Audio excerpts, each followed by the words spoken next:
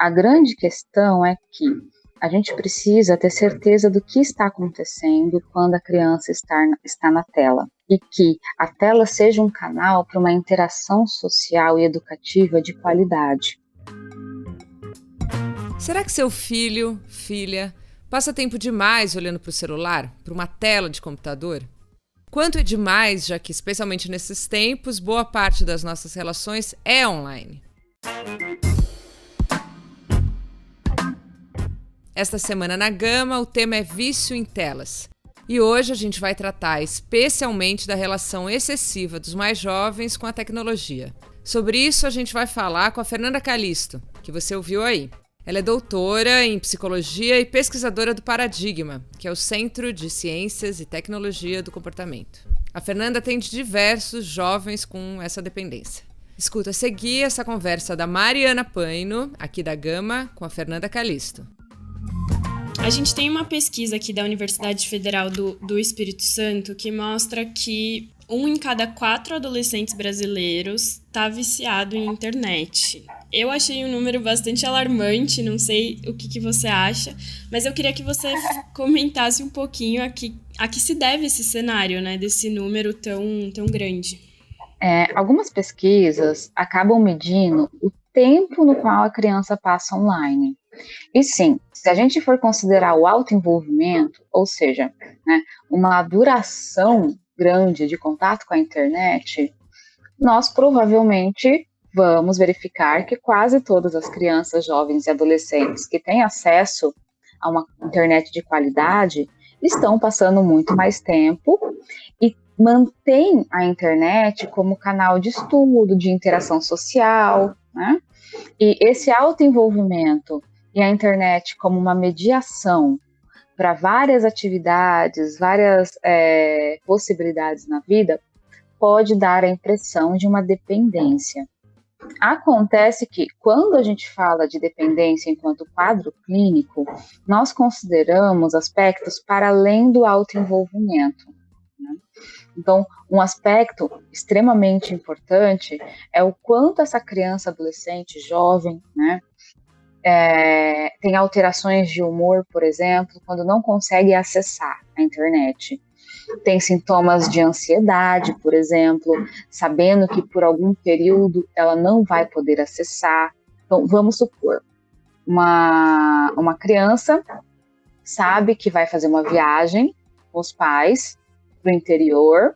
Eu estou falando algo que aconteceu no caso clínico meu. E nesse interior, na casa de um parente, a internet não é de qualidade e não vai possibilitar jogar online. Esse adolescente começa a ter sintomas já prévios de ansiedade antes da viagem, comportamentos de recusa, não querer ir, querer se afastar da família, permanecer sozinho, porque viajar implica em não ter acesso ao jogo, né? Isso traz alteração de humor e traz, inclusive, agressão verbal dele com a família, por conta dessa impossibilidade de acesso. Então, num caso como esse, além de autoenvolvimento, eu tenho prejuízo social, né? Eu tenho uma ansiedade muito grande perante a retirada, a impossibilidade de acesso, eu tenho alteração de humor e, com certeza, eu tenho sofrimento clínico.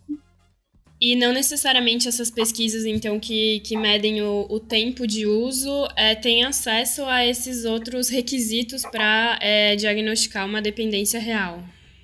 Exatamente. Até porque simplesmente o tempo no qual a criança ou o adolescente passa online não é uma medida suficiente, né? Então, por exemplo, agora, por conta do ensino online, por conta da pandemia, existem crianças e adolescentes que passam, né, mais de 8, 9 horas online, né? Isso, né, se diferenciando entre atividades, aulas, interação social com os amigos, daí joga para encontrar os amigos. Então, esse autoenvolvimento é algo que se tornou necessário nesse período que nós estamos vivendo. O que vai me chamar a atenção é, por exemplo, Caso exista alguma questão, alguma dificuldade, até técnica, essa criança comece a apresentar imenso sofrimento, alteração de humor, ela deixe de estar com as pessoas pessoalmente para estar online. Né? Esses são sinais, são indícios que me chamam a atenção para uma possível dependência. E aí você falou um pouco já desses prejuízos, né, que a criança ou o adolescente pode ter, mas quais são, assim, outras consequências para o desenvolvimento? Pensando também tanto em crianças um pouco menores, quanto nas pré-adolescentes e nas adolescentes. Bom, algumas pesquisas acabam relacionando o autoenvolvimento com a internet, né, com uma dificuldade de manter uma atenção seletiva, né, uma dificuldade de manter interações sociais pessoalmente. Então, o que acontece? Uma criança que gasta grande parte do seu dia online, isso significa que ela está deixando de desenvolver habilidades sociais e interpessoais extremamente importantes. Uma questão básica da internet é eu consigo me afastar do que eu não quero de uma maneira muito rápida. Então, se eu começo a assistir um vídeo e eu não gosto, eu fecho. Se eu começo a assistir uma série e eu não gosto, eu tenho a possibilidade de mudar e assistir outra coisa. Eu tenho a possibilidade de mudar de jogo. Isso acaba, né, de alguma maneira, dificultando o engajamento com uma permanência maior e também acaba dificultando que a criança e o adolescente tenham uma tolerância à frustração, que é extremamente comum nas relações pessoais. Nem sempre estando com alguém, por mais que seja um amigo meu, ou um pai, uma mãe, nem sempre nós vamos estar falando sobre o que eu quero, no momento que eu quero, com a duração que eu quero. Isso por si só, né, o autoenvolvimento com a internet, junto com todos esses padrões que eu comentei contigo, né, é um fator que acaba diminuindo a probabilidade de desenvolvimento de uma atenção mais seletiva, do engajamento com maior duração, acaba prejudicando que a criança aprenda a tolerar a frustração e acaba dificultando todas as habilidades sociais.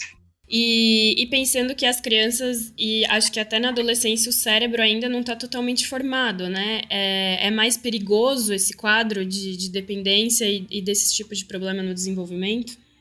Sim, acaba sendo mais perigoso, porque quando você começa a falar sobre dependência, a gente está falando sobre a ativação do mecanismo cerebral, né? Uma liberação de dopamina, e o que a criança aprende de uma maneira mais relacionada ao organismo. Eu tenho que ter acesso ao que eu gosto de uma maneira rápida, com uma alta duração, para eu sentir prazer. Esse é o mesmo mecanismo relacionado, por exemplo, com o uso de substâncias ou com comer compulsivo.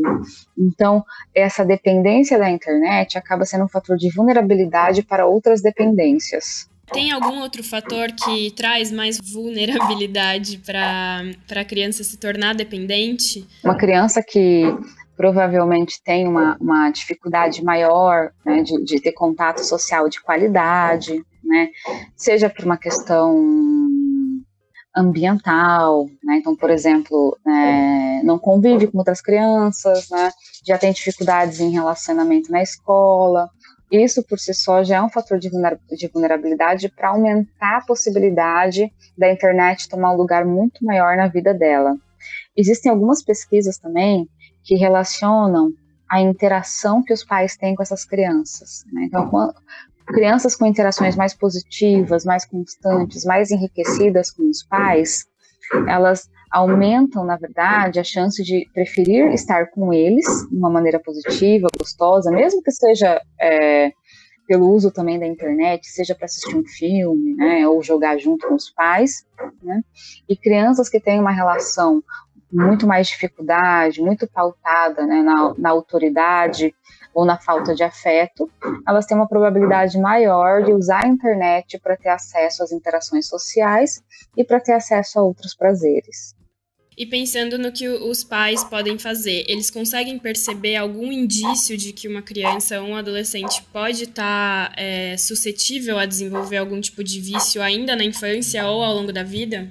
Falando especificamente da internet, né, é claro que nós estamos num momento muito específico agora, que as interações acabam sendo muito mais online do que pessoalmente. Mas passando esse período de pandemia, né? Um fator que os pais devem ficar muito atentos é se essa criança começa a preferir estar online, mesmo que esse online tenha participação de amigos, por exemplo, num jogo participativo. Se a criança ela prefere essa conexão totalmente tecnológica ao estar de uma maneira presencial com as pessoas que são queridas, que são amigas, que são parentes e que ela tem um bom vínculo, né? Esse acaba sendo o primeiro sinal. O dependente da internet, o dependente de tela de modo geral, ele, de uma maneira muito consistente, ele vai preferir esse contato sempre online. Então, acho que esse é o primeiro fator, né, que acaba chamando muita atenção. E também como que essa criança, esse adolescente lida com a frustração de não poder estar online. E isso pode ser em situações até muito pontuais. Vai no médico, por exemplo, e acabou a bateria do celular e agora ele está sem celular. Como que ele vai lidar com essa ausência do celular? Que nível de sofrimento, que nível de incômodo isso vai trazer? Que nível de alteração de humor isso vai trazer? Então, como ele lida quando os pais começam a fazer limitações do tempo de uso? Então, por exemplo, você só vai usar o celular depois que acabar a aula, né? Ele lida de uma maneira intempestiva, ele fica agressivo verbalmente, ou até fisicamente, ele demonstra uma ansiedade muito aumentada, né? Então, são os sinais que ele não consegue lidar com a limitação, né, com a ausência da tela, e que o presencial, as interações sociais, elas estão tomando um lugar muito pequeno na vida dele. E a gente consegue observar esse quadro já desde que idade, assim, desde muito cedo? Muito cedo, infelizmente, até por conta do acesso facilitado ao celular, tablets, a gente consegue observar crianças de 6, 7 anos que já apresentam um quadro, né? Com crianças mais novas, é muito difícil a gente conseguir enquadrar enquanto dependência, até porque a criança mais nova, a depender, ela tem uma dificuldade, né, de não acessar qualquer tipo de coisa que traga prazer para ela. Crianças mais novas são mais impulsivas, até por conta da formação cerebral. Então, a criança mais novinha, a gente não, de 4, 5 anos, a gente não vai falar de uma dependência. A gente vai falar que essa criança, ela está tendo um acesso facilitado e de longa duração. Mas uma criança com 6, 7, 8 anos, ela pode já começar a apresentar um sofrimento clínico e esse grande acesso já pode começar a se enquadrar num quadro de dependência. E o que os pais podem fazer para prevenir que isso aconteça? Tem ali o tempo saudável de uso de tela? Como é que eles podem lidar com essa questão? Claro que por conta da pandemia o nosso uso de tela está muito alterado, então eu não acho que seja muito verdadeiro você dizer que tem que ter uma limitação de apenas 3 horas por dia, porque a gente está falando de aulas online que muitas vezes tomam um período inteiro ou mais. O indicado é que a criança ela tenha sim uma duração de uso, então, por exemplo, para além das aulas, né, que ela tenha ali um acesso que ocorra no máximo 3 horas por dia, para além das aulas, então esse acesso para jogos online, né, para redes sociais. Em relação a redes sociais, obviamente, que os pais tenham alguma forma de monitoramento para saber se essa criança não está se expondo a risco. Em relação a jogos online, é a mesma coisa, porque alguns apresentam um teor de violência não próprio para a idade, então esses são cuidados mínimos. Outros cuidados que os pais podem ter é sempre reservar um tempo de qualidade com essa criança, com esse adolescente, no qual a internet não seja o principal alvo.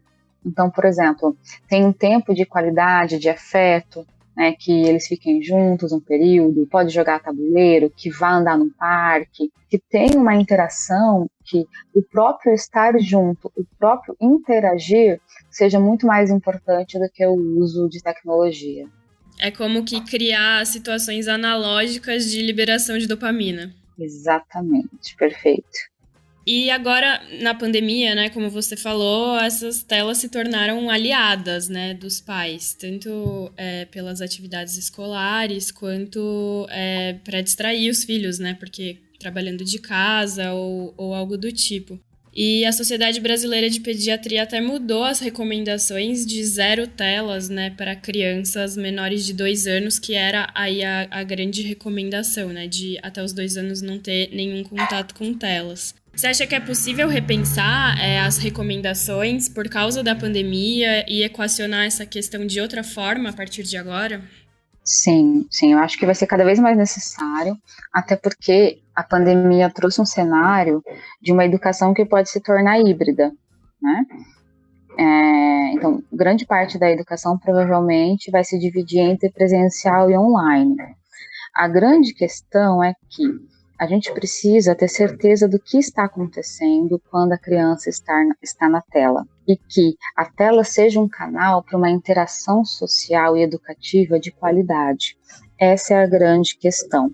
Dificilmente uma criança vai se viciar em tela por assistir um período de aula no qual ela tem os amiguinhos, do outro lado da tela ela tem um professor falando. O vício na tela vem relacionado ao acesso a prazeres imediatos, como, por exemplo, jogos, redes sociais. Para além do estar na tela, o que a gente precisa olhar é o que a criança está fazendo na tela. A tela é uma realidade. Não acho que a gente consiga voltar atrás na possibilidade de acesso com um limite um pouco mais estendido. Acontece que o que essa criança está fazendo na tela, o que ela deveria se tornar o nosso ponto crítico de análise. É mais uma questão de qualidade do que de quantidade, então, do tempo que ela passa ali. E se o tempo passado ali tem uma qualidade que você diz, por exemplo, de interação nas aulas ou de aprendizado, não necessariamente ela vai desenvolver um quadro de dependência. Não. Até porque, mesmo por meio da tela, tem uma interação social acontecendo de qualidade. E agora, pensando no caso dessas situações que já foram diagnosticadas como dependência, o que você acha que é possível fazer, né, para remediar? Qual é o tipo de tratamento? Como é que os pais, né, e a sociedade lida com essas crianças e adolescentes que já estão nesse quadro grave de dependência? O ideal é que comece no primeiro momento a monitorar a quantidade de tempo e o que a criança está acessando. A partir disso, que comece a selecionar o que pode ser mantido e o que pode trazer um prejuízo e deve ser, de alguma maneira, né, limitado. Um caminho começa a ser a redução gradual do tempo de acesso. Então, a gente não vai para o tudo ou nada, né?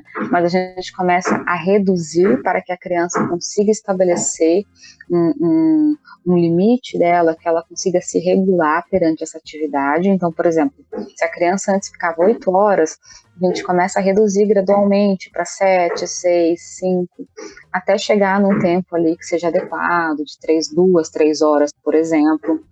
Ao mesmo tempo, a gente começa a programar com os pais atividades, situações sociais que possam acontecer para além da internet. Então, isso é um trabalho também para a família, porque muitas vezes essas crianças têm como pais adultos que também só ficam na internet. Então, a gente precisa fazer uma análise dessa família como um todo. Então, qual é o tempo de qualidade que os membros dessa família têm entre si? O que a gente pode construir entre esses membros? Pensar ali também em envolver não só as crianças, mas os pais em atividades fora das telas. Toda intervenção em quadros clínicos infantis e com adolescentes precisam que os pais participem diretamente. Bom, Fernanda, era isso. Muito obrigada pelo papo e pelos esclarecimentos. Seguimos. Esta semana na Gama, o tema é vício em telas e a gente tem uma reportagem sobre compulsão por sexo e pornografia na internet e o aumento dessas buscas no Brasil. Uma outra matéria sobre os novos vícios contemporâneos, todos relacionados à internet. E uma entrevista com a neurocientista Karina Passo Abraão, que estuda comportamentos impulsivos. Se você gostou desse podcast, eu te convido a assinar a newsletter da Gama e a conta da Gama no Spotify. Eu sou Luara Calvenic e este é o podcast da semana. A cada 7 dias, um tema novo para você.